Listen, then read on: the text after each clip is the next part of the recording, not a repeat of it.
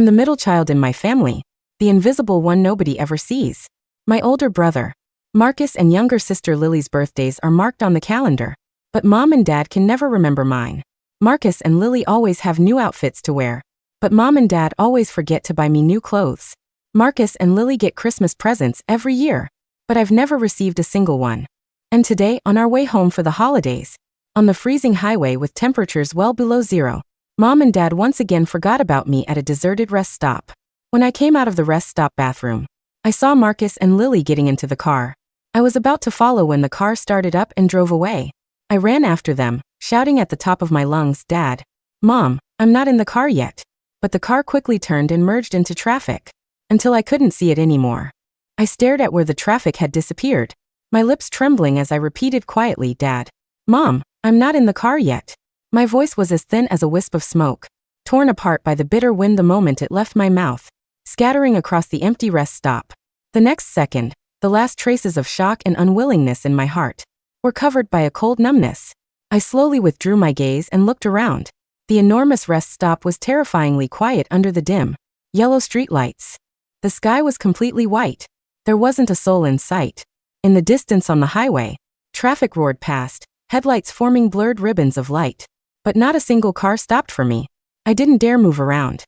My feet felt like they were filled with lead, rooted to the spot as I clung to a faint glimmer of hope. Maybe Mom and Dad hadn't driven far. Maybe they'd realize I wasn't in the car and turn right around to find me. I gripped the corner of my jacket, staring at where the car had disappeared over and over, willing that familiar white sedan to appear. Kept getting colder. The chill seemed to seep into the cracks of my bones, freezing me from the inside out. My toes were already numb, gradually losing all feeling. My cheeks were red and aching from the wind. Tears welled up in my eyes, but I didn't dare let them fall. I knew that even if I cried, no one would come to comfort me. Unable to withstand the bone-chilling wind any longer, I could only turn and shuffle toward the bathroom.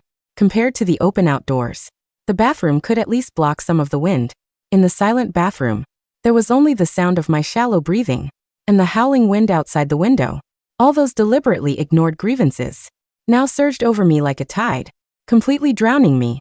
I remembered last year on my birthday. Everyone forgot. It wasn't until 3 days later, when Mom saw the calendar, that she remembered.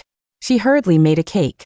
But for Marcus's birthday, the whole family had gone to his favorite amusement park. The custom-made cake even had our pride written on it. Lily's birthday was even more extravagant. She'd invited her entire kindergarten class, and presents were piled up like a small mountain. Ever since I was little, Marcus has been praised as smart, the family's future support. Lily has been doted on as the little ray of sunshine. And me, Parker, such a good boy, never causes trouble. That was my label, like a faint pattern on wallpaper, present but never noticed. I don't know how long I sat in that bathroom. The warmth from my body gradually faded, and I started feeling cold again. Just as I was about to lose consciousness from the cold, I heard light footsteps outside the door. My heart jumped. I immediately perked up, instinctively raising my head. Eyes locked on the doorway. Could it be Mom and Dad? Had they finally realized I wasn't in the car and come back for me? The door creaked open, but the person who walked in was a stranger. A man wearing a thick down jacket. The light in my eyes instantly dimmed. A self-mocking smile tugged at my lips. I was overthinking things again. The man was clearly surprised to see me. He probably hadn't expected to find a young boy sitting alone in such a remote rest stop bathroom. He looked me up and down, his tone gentle as he asked, "Kid, are you here by yourself? Where are your parents?" At the mention of my parents, my nose stung. I held back the tears in my eyes, my voice hoarse. "Sir, my parents forgot me here. Could I borrow your phone to call them?" The man's face filled with sympathy. He immediately pulled out his phone and handed it to me, urging, "Go ahead. Call them. It's freezing out here. We can't have you getting sick." I took the phone. My fingers were so stiff from the cold that I kept pressing the wrong numbers. After finally entering my home phone number correctly, I took a deep breath and pressed the call button. The dial tone rang in my ear, each beep hammering against my heart with anxiety and hope. But the ringing ended without anyone picking up. My hand holding the phone trembled slightly. That small spark of hope grew a few degrees colder. The man beside me spoke softly to comfort me. "Don't worry. Maybe the signal's bad.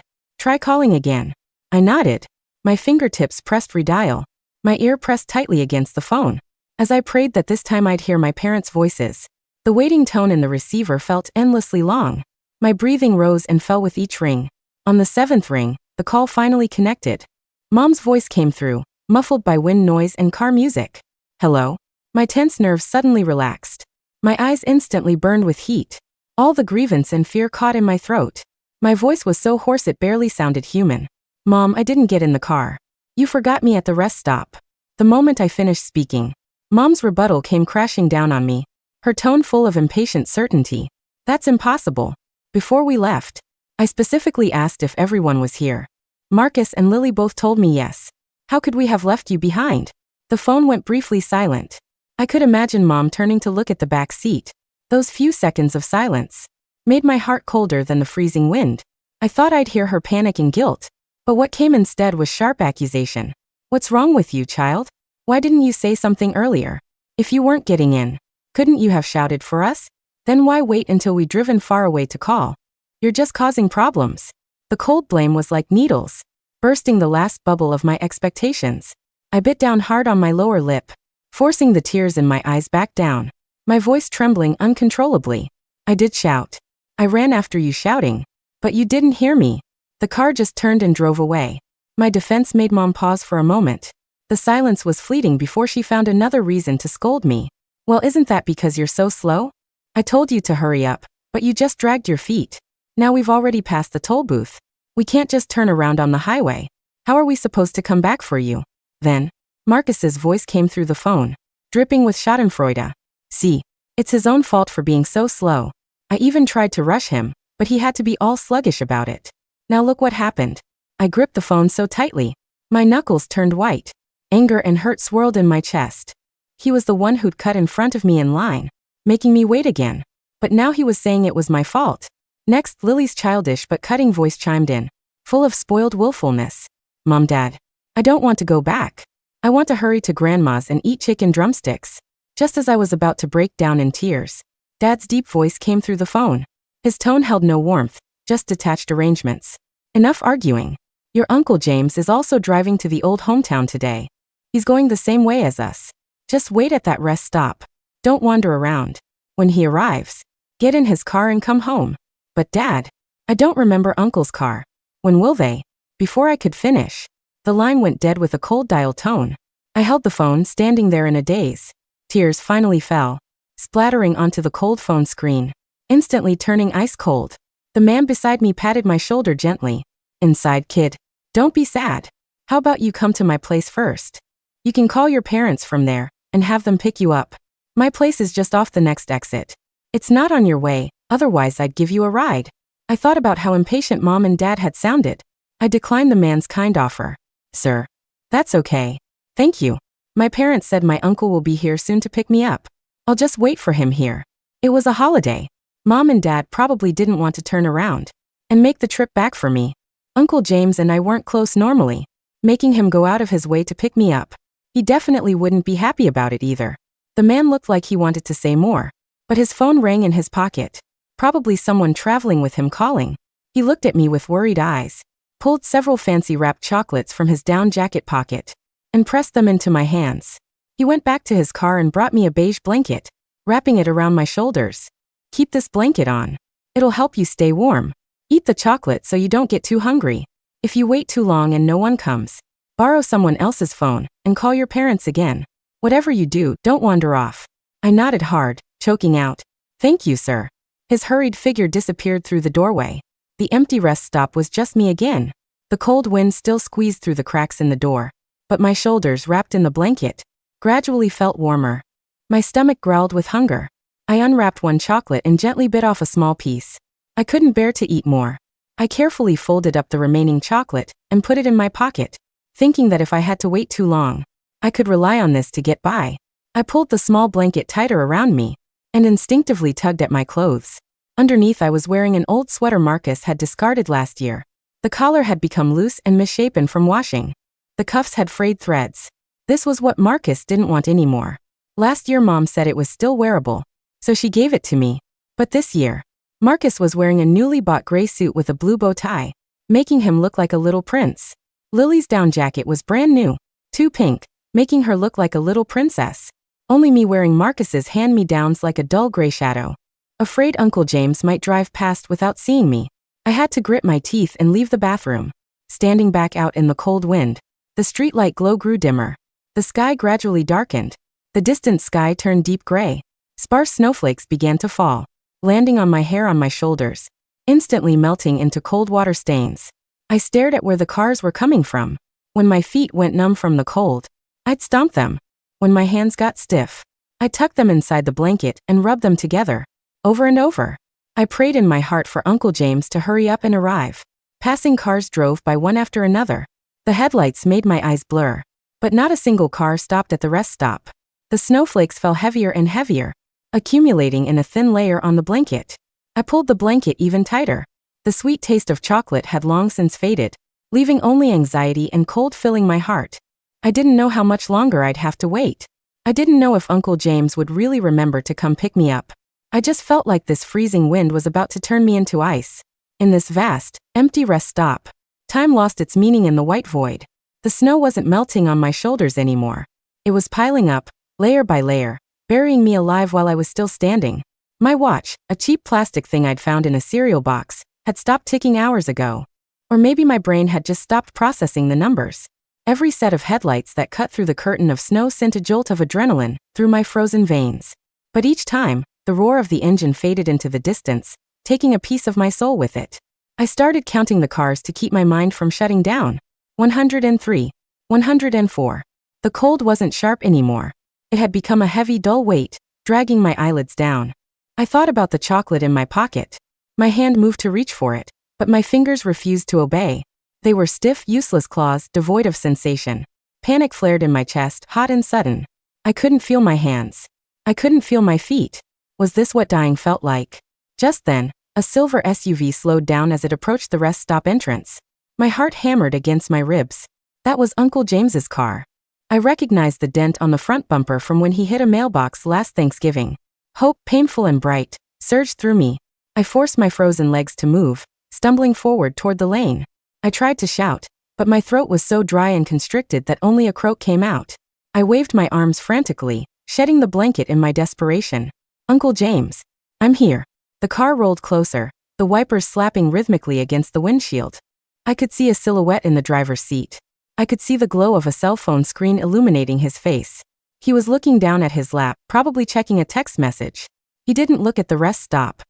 He didn't look at the shivering figure standing under the dying streetlight. The car didn't stop. It accelerated, merging back onto the highway with a spray of slush. The taillights turned into two red demonic eyes, shrinking into the distance. He hadn't stopped. He hadn't even looked. The realization hit me harder than the wind. They didn't care. It wasn't just a mistake. It wasn't just forgetfulness. I was an inconvenience they were hoping would just solve itself. My knees gave out. I collapsed into the snow, the cold instantly soaking through Marcus's old jeans. The beige blanket lay a few feet away, rapidly disappearing under the fresh snowfall. I didn't have the strength to crawl back to it. I curled into a ball, tucking my head into my chest. I closed my eyes. The darkness behind my eyelids felt warmer than the world outside. I started to dream of the fireplace at Grandma's house. I could smell the roasting chicken. I could hear Lily laughing. I could hear Marcus bragging about his grades. I was there, in the corner, invisible as always. But at least in the dream, I was warm. A bright light pierced through my dream. It was too bright. Was I in heaven? A car door slammed shut. Heavy boots crunched on the snow, running fast. A voice, frantic and loud, cut through the wind. Hey, kid, wake up. Warm hands grabbed my shoulders. I was lifted up, weightless. I cracked my eyes open. It was the man from the bathroom. The stranger. His face was pale, his eyes wide with terror. I thought you left, I whispered, but the words were just a breath of air. He didn't answer. He ripped off his own coat and wrapped it around me, over the wet sweater. He scooped me up in his arms, holding me tight against his chest. He was shaking. Or maybe I was shaking. He ran back to his car, a black sedan parked haphazardly with the engine running. He threw the back door open and laid me across the seat. The heat inside was intense, hitting my frozen skin like a physical blow. He jumped into the driver's seat and cranked the heater to the maximum. Hold on, kid. Stay with me. Don't you dare close your eyes again. He was shouting into his phone now. Yes, severe hypothermia. I'm driving to the nearest hospital. Mercy General. No, I don't know his name. I found him at the rest stop. His parents left him. Yes, you heard me correctly. The anger in his voice was terrifying, but it wasn't directed at me. It was a shield, protecting me. I looked at the back of his head. Why did he come back? He turned to look at me, his eyes checking the rearview mirror. I got a few miles down the road, he said, his voice softening. And I couldn't shake the feeling. I knew something was wrong. I knew nobody was coming for you. I tried to smile, to thank him, but my face felt like a mask of clay. The pain started then. As the blood began to return to my extremities, it felt like fire ants were eating me alive. I whimpered. It hurts. I know, he said, his voice tight. That's a good sign, kid. It means you're still alive.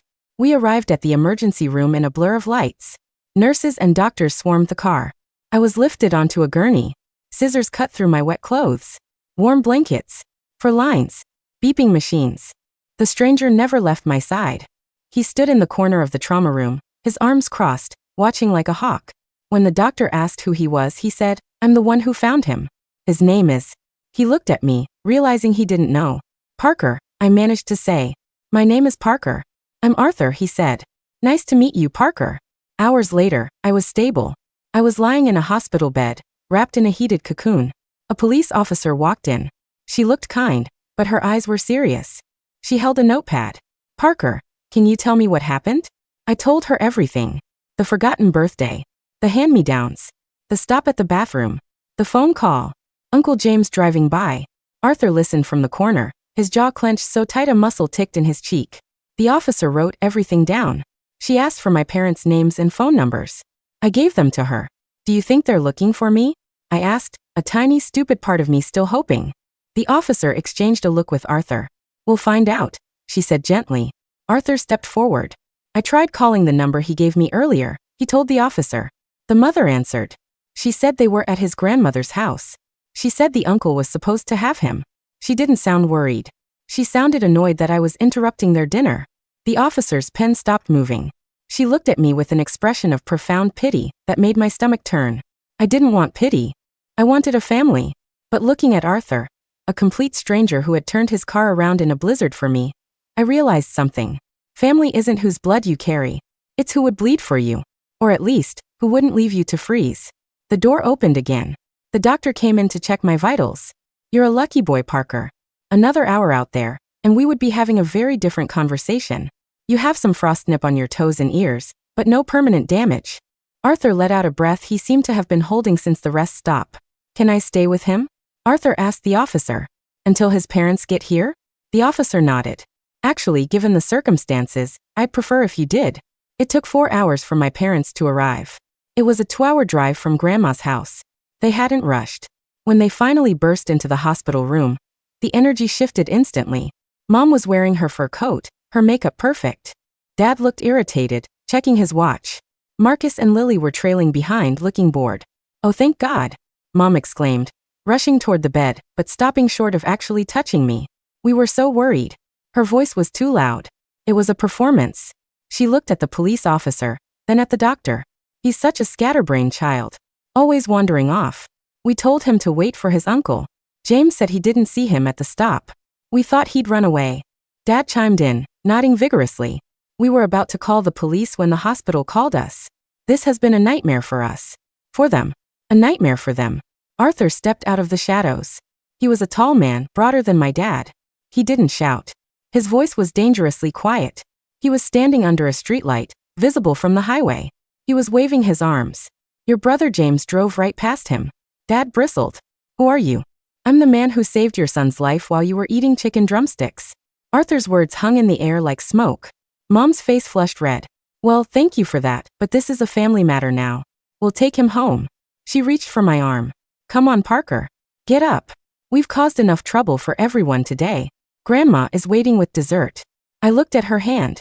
Manicured nails. Gold rings. Warm. I looked at Marcus. He was playing a game on his phone. He didn't even look at me. I looked at Lily. She was eating a candy cane. I looked at Arthur. He looked ready to fight them physically if he had to. No. The word came out of my mouth before I processed it. Mom blinked. Excuse me? No, I repeated, louder this time. I'm not going with you. The room went silent. Even Marcus looked up from his phone. Don't be ridiculous, Parker, Dad snapped. Get out of that bed right now. I'm not going, I said, my voice trembling but gaining strength. You left me. You left me to die. You didn't even turn around.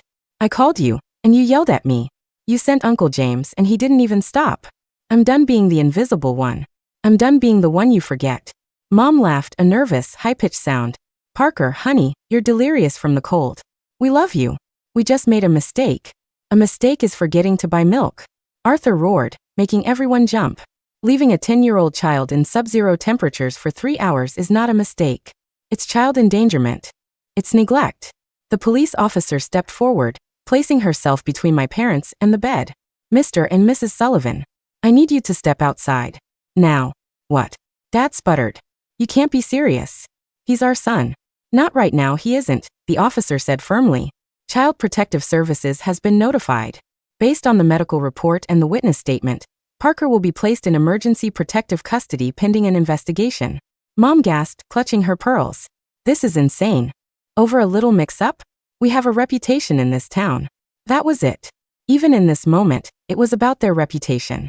Not about me. Get out. I screamed. My throat tore with the effort. Get out. I hate you. I hate all of you. Tears finally streamed down my face, hot and fast. The dam had broken. The years of silence were over.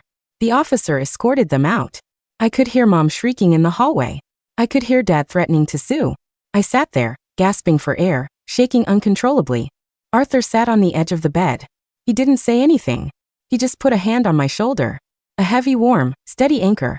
I cried until there were no tears left. I cried for the birthday cakes I never got. I cried for the gray hand-me-down sweaters. I cried for the boy who sat in the bathroom waiting for a car that never came back. And when I was done, I felt empty. But it was a clean emptiness.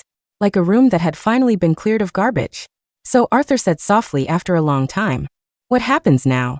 I don't know, I whispered. The CPS worker arrived an hour later. Her name was Sarah. She was kind too. She explained that I would go to a foster home for a few days while they investigated. Arthur cleared his throat. Is it possible? He hesitated, looking at me. Is it possible for me to apply as an emergency foster placement? I've passed background checks for my job. I'm a teacher. I live alone. I have a spare room. Sarah looked at him, surprised. You're not a relative? No, Arthur said. But I'm the one who found him. And I'm not leaving him again. I looked at Arthur. His eyes were pleading. Not with her, but with me. Asking for permission. I nodded. Please, I said to Sarah. I want to go with him. It took a lot of phone calls. A lot of paperwork. But the fact that the roads were closing due to the storm worked in our favor. They couldn't transport me to the designated facility until morning. Arthur was approved for emergency temporary care. When we walked out of the hospital, the snow had stopped. The air was crisp and clean. My parents' car was gone.